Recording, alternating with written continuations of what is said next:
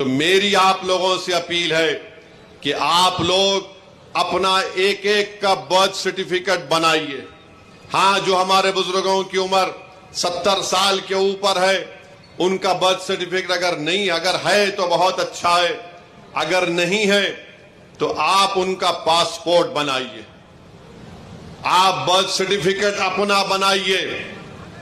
اور اگر 10th class کی مارک شیٹ ہے تو اس کو تیار رکھیے،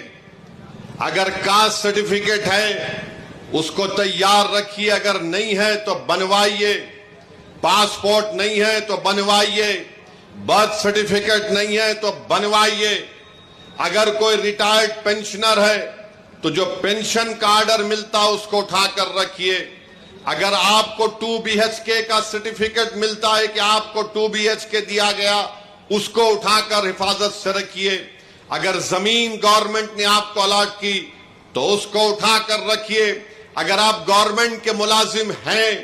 یا تھے، اس کا ID کارڈ اٹھا کر رکھیے، کیونکہ یاد رکھیے میری اس بات کو کہ اب جب انٹینسو ریویژن ہو رہا ہے تو الیکشن کمیشن نے جو ہدایتیں BLOs کو دی ہیں بہار میں، اس میں یہ کہا گیا کہ اگر الیاس صاحب کے گھر پر کوئی 3 مرتبہ BLO چلا جائے گا اور 3 مرتبہ کسی جائز وجہ سے الیاس صاحب اپنے گھر پر مقیم نہیں ہوں گے تو BLO اس کی اطلاع ERO کو اور AERO کو دے گا،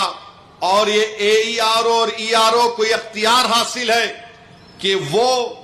1955 کے سٹیزنشپ ایکٹ کے تحت ان تمام عہدیداروں کو اطلاع دینا کہ الیاس صاحب شاید بھارت کے ناگرک نہیں ہیں، تو یہ سٹیزنشپ کا مسئلہ پیدا ہو جائے گا۔